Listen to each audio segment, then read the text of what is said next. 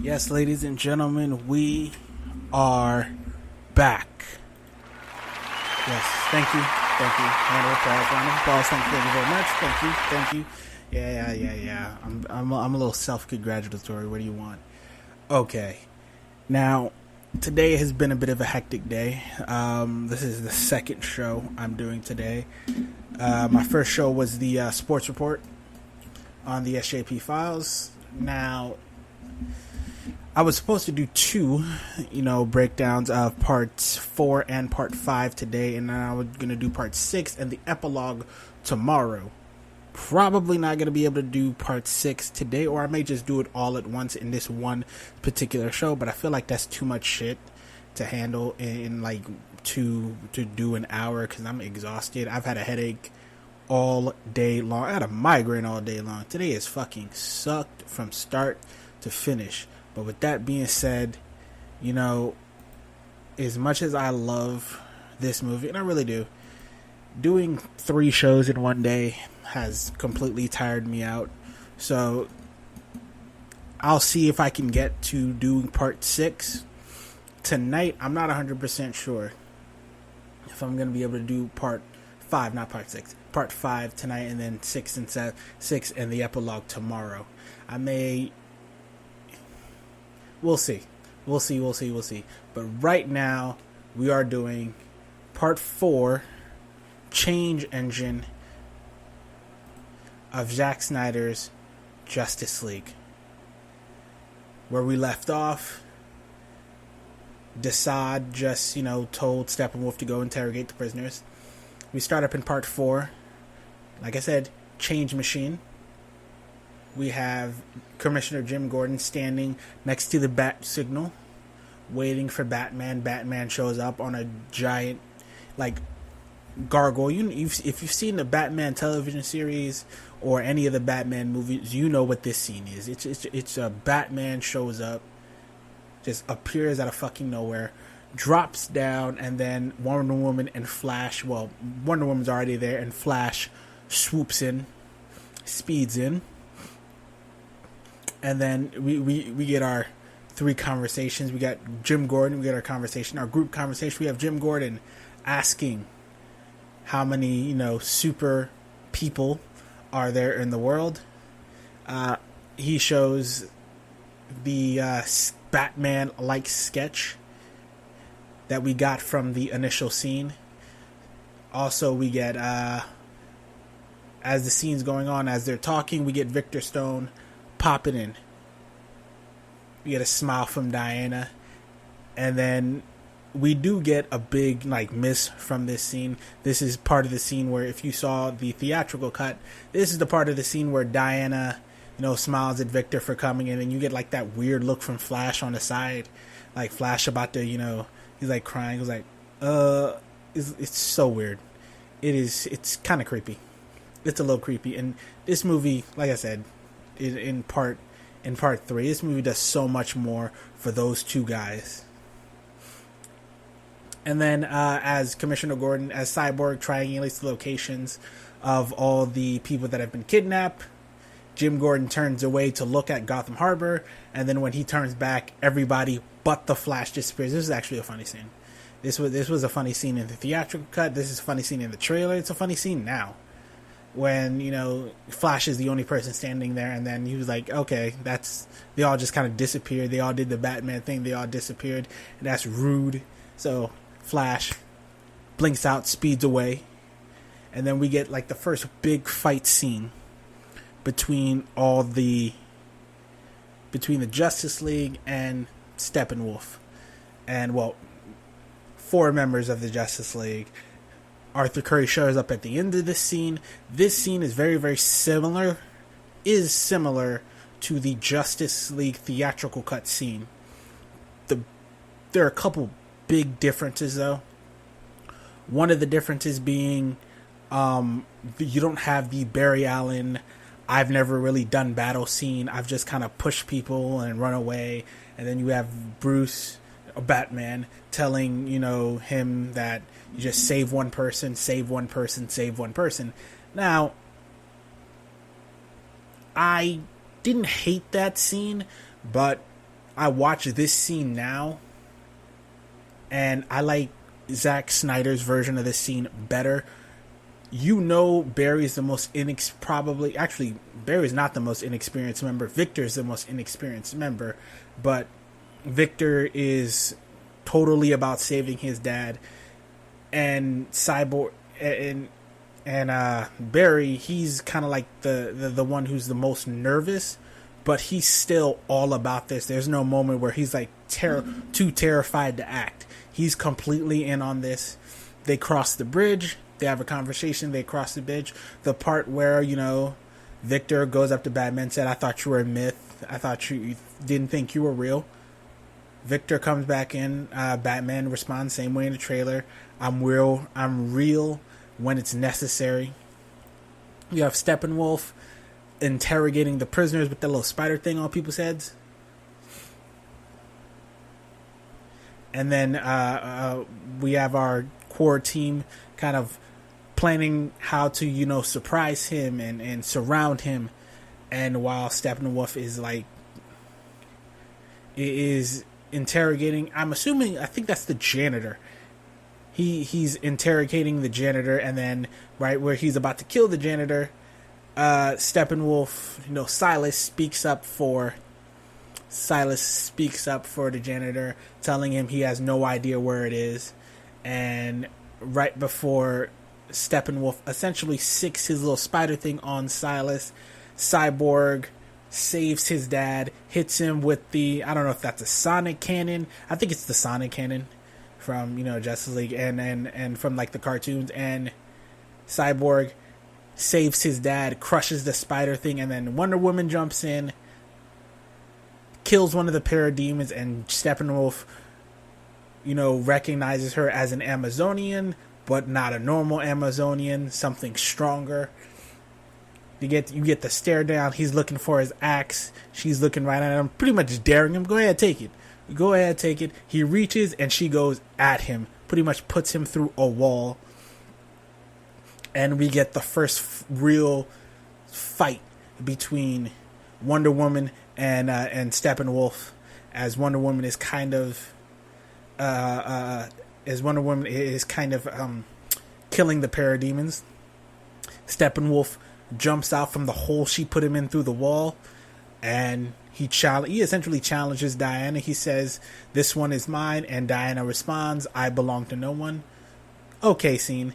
Now, some of the choreography in this scene before her and Steppenwolf fight, a little weird. I didn't love it, but after, you know, but the scene when her and Steppenwolf actually clash, that's actually pretty cool. They're like switching hands. You can see their proficiency with their various weapons, and then you got Batman fighting, going hand to hand with the parademons. This is the first like real hand to hand scene we see from Batman. And then Barry jumps in, and you see Barry dodging the parademon's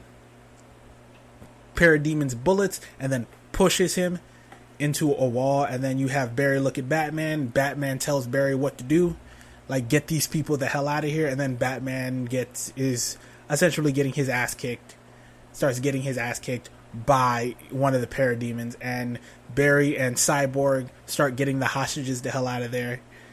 And once again, you see Barry, he's swooping around. You know, he's not like the most like experienced one, but you know, he's still all about this. And as Batman is fighting the parademon that's essentially like really kicking his ass, it's kind of rough to watch Batman kind of get work like that. And he's still just a dude. He's a dude, not, you know, not like a superhero. Who's a dude, and then he starts, you know, fighting back, beating the piss out this parademon, kicks him essentially off the bridge while Diana and Steppenwolf are still going at it, going toe to toe. And then we have Batman with the like the power gauntlets that he got designed by Alfred in part 3, and the gauntlets work. And now Batman is essentially calling for he starts calling for the Night Walker. Alfred remote controls it up to where they're all fighting. Bruce, of course, jumps in. while Diana and Steppenwolf are still going at it. Steppenwolf gets the upper hand momentarily, and like I said, Batman jumps into the Nightcrawler, and then just goes like off. He says, "Yeah, thank you, Alfred." And as Steppenwolf has Diana kind of on the ropes a little bit, Bruce starts like chopping shit up. And as Barry and Victor lead all the people outside, Barry, the part of the building that Steppenwolf crashed into, Barry, kind of removes all the rocks out of these people's heads, and Victor crushes the last rock out of his house, and then out of crushing his dad, and then Barry goes back in there to help Batman and Wonder Woman. Wonder Woman's kind of losing at this present moment. And then Batman comes in. Instead of saying that line, what did he say in the theatrical cut? In the theatrical cut, when he comes up with the Nightcrawler to save Wonder Woman, he says, "I'm sorry, I didn't bring a sword," or something like that, which was another terrible line. In this turn, he just said, "My turn." Simple. Barry drops in, and now, as much as I love this movie for Barry Allen, Barry trips a little too much. I think Barry's had his powers longer than Victor. Barry trips a little too much. I know he's not used to doing battle, but neither is Victor, and Victor doesn't screw up as much as Barry does. Barry trips a little too often here. So the moment, in the trailer, you get it in the theatrical cut too, where he's running around the wall and then he pushes Diana's sword back to her. But still, Barry loses a little too much. He trips far too often. Now this one I kind of understand because he wasn't really watching where he was going. While after he was very, looked very happy with himself. And then Diana catches her sword. Bruce and Steppenwolf are fighting. And Steppenwolf has the upper hand. And he pretty much sends the Nightcrawler down and almost crushes Barry.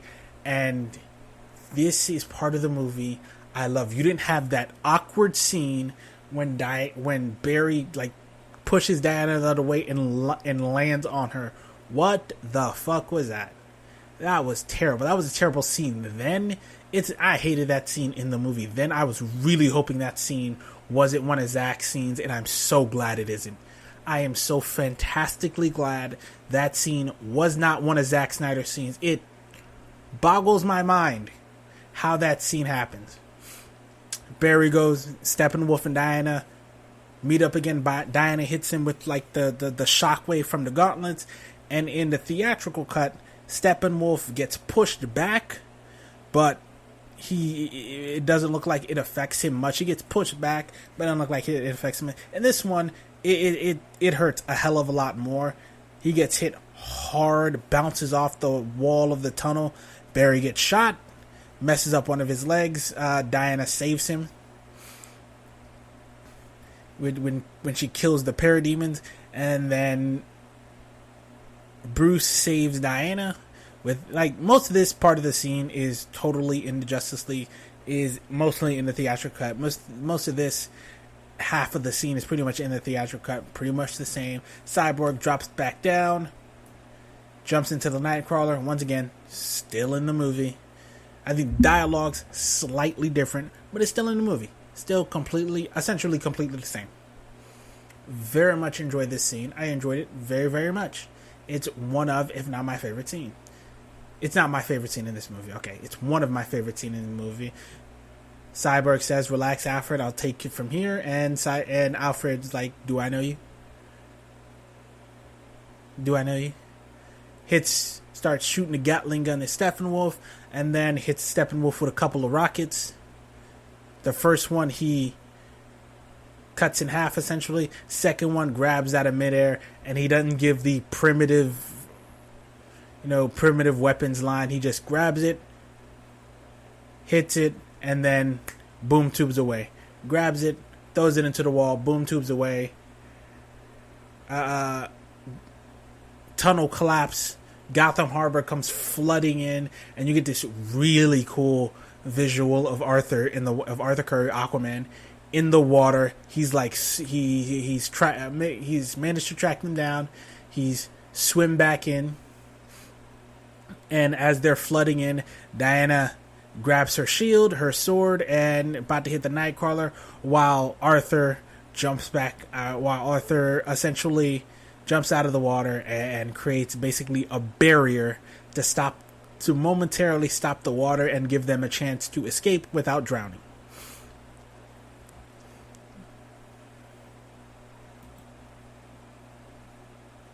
After that, you get the Nightcrawler going up, and then Steppenwolf boom tubes back to his hideout, ashamed for his failure.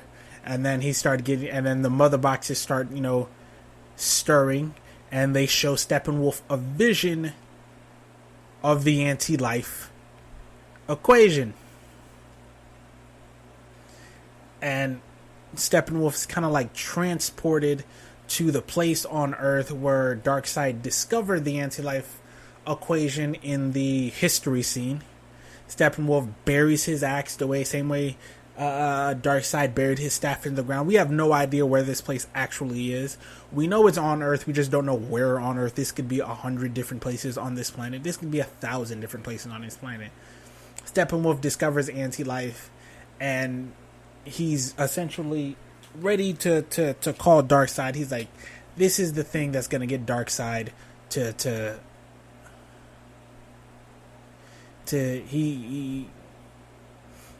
he rings up Desaad, tells Desaad what he's found. He gives Desaad the story of Defiance is all well known, etc., etc. He found the primitive planet. He found anti-life, and he's calling to Desaad, and then you see Desaad the image of Desaad disappear, and then you see the parademons begin to kneel because they sense what's going on. They sense Darkseid, and Darkseid comes up in this hologram, and Steppenwolf is shocked.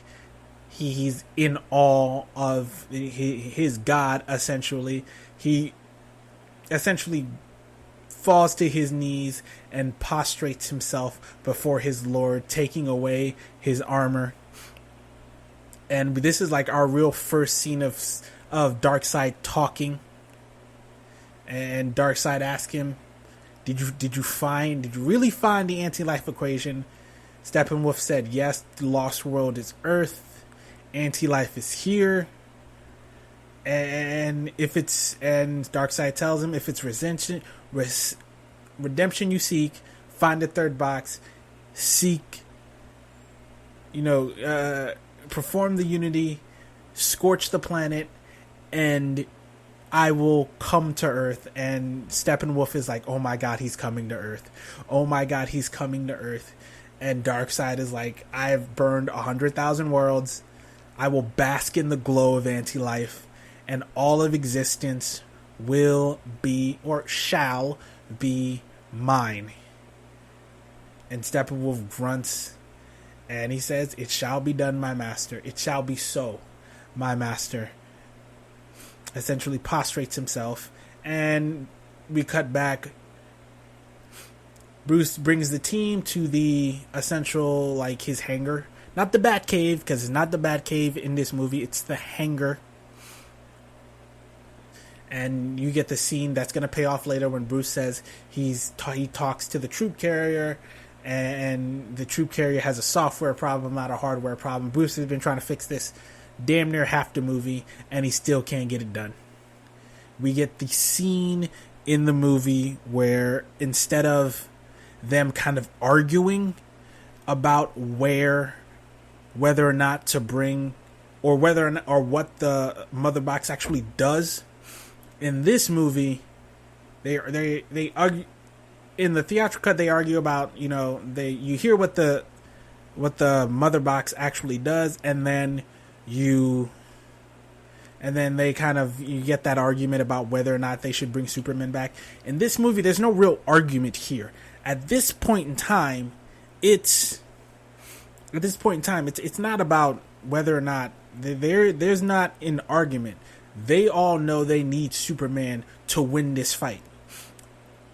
Every single one of them. They all know where you bring this fight. And Arthur's kind of questioning Victor's loyalty, for lack of a better term, which is understandable considering Victor just kind of showed up with the mother box. And Victor gives this story about the Nazis found the mother box at the end of the Second World War, obviously, because the Nazis find fucking everything. Nazis are always in every mystical story of some mystical artifact that has been lost for generations. The Nazis always find some shit, and then the Allies take it and then stick it on a shelf for 80 years. And then Silas Stone finds the box, realizes it's alien tech, opens the protective covering that's on it, activates the box figures out a way to activate the box to save Victor. Now, in this scene, they explain very clearly why the box does not call to Steppenwolf, even though it's been awakened a year prior. Simple. Superman was alive at the time. That's why. The mother boxes were afraid of Superman, so instead of waking him, they were afraid of Superman, so instead of waking him, they closed the box. They shut themselves down to instead of calling out to Steppenwolf and Darkseid, because they didn't think they could beat Superman. And at the end of this movie, you're gonna see, especially at the end of Part 6, you're gonna see why they didn't think they could beat Superman, because Steppenwolf gets his ass whooped by Soup. But that's neither here nor there. We'll get to that point when we get to that point. Victor is telling them the story of how he came to be what he is, and he's a little salty about it. He's still a little salty. He's still real salty about it, and which is understandable. I'd be salty about it too if my dad turned me into this whole machine, this mostly machine person, after essentially ignoring me my entire life and not being there for the moments in my life. So Victor explains to them after the show and tell. Victor explains to them what the mother box actually does, and you get the title of this part of the movie, Change Machine. The mother box don't think in terms of good and evil. They just change. That's their job. Their job is to change and reform, matter according to whoever's controlling them. And at this point, sorry about that, my computer glitched for a second. And at this point, the person who's controlling them is Darkseid. But at this point, who's controlling this particular box? The Justice League. Now, like I said, this scene is when they're all talking around the table. They all have the same idea to bring Superman back. They all have the exact same idea to bring Superman back. Barry says it, and nobody has I wouldn't say the balls, but nobody has the everyone has the bright idea. We're gonna bring Superman back. And at this point, we're only 2 hours and about 17 minutes into the movie when they essentially decide to bring Superman back, and then we get a scene in the movie. We still got an hour and 45 left. They got an hour 45 left in this movie. Now we get a scene that has some controversy in the movie. I'm going to dip into the end of the movie, the epilogue. This is a scene where Lois and Martha have their emotional scene, and until after the scene we realize it's not actually Martha. It's the Martian Manhunter, J'onn J'onzz, one of the most powerful characters in the DC universe. So powerful, in fact, that even Superman says that if the Martian Manhunter wanted to end him, he could. Which is why in Injustice, the first person, after Superman goes rogue, the first person he kills is the Martian Manhunter, because he knows the Manhunter could stop him. Now, for the non-comic book fans, you just saw an emotionally touching scene, and then walks out, and then you see our favorite shapeshifter. our favorite shapeshifter, shapeshift into his original form, and then shapeshift into General Swanwick, and then you realize that he was General Swanwick the whole time. He's, first of all, the Martian Manhunter's been on Earth, depending on the iteration, he's been on Earth a couple hundred years at this point, probably. He's he doesn't interfere in the affairs of mankind. He doesn't openly interfere, not anymore. He hides, he guides humanity when he needs to, does everything as a human, because he doesn't want to openly, fuck with humanity. And this was a lovely scene, and I know some people are pissed because this scene they thought was incredibly touching, and then you get the Martian Manhunter, preview. Now, at the end of the movie, there's another Martian Manhunter scene when, Martian Manhunter comes to Bruce. Now, from what I've heard, this was supposed to be two separate introductions. This scene, the Martha and Lois scene, this was supposed to be actual Martian Manhunter's introduction, knowing that later on in the series that he was going to join the Justice League.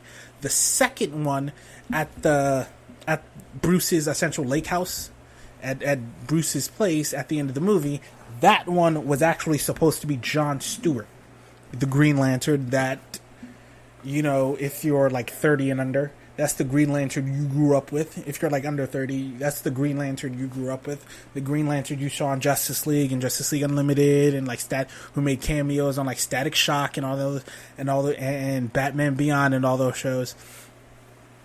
That was the Green Lantern that we all grew up with. That was what he was. That was what that scene was supposed to be. It was supposed to be Green Lantern, but the studio wanted to do something different with Green Lantern, because I know they're doing the Green Lantern Corps. I believe it's a HBO Max show, the Green Lantern Corps. So I believe that's why they asked Zack not to use John Stewart, because they were going to use John Stewart for the Green Lantern Corps. Now, the transformation from Jean to the from Martha to his original appearance I think it's a good scene, but I don't know how I feel about the character's look.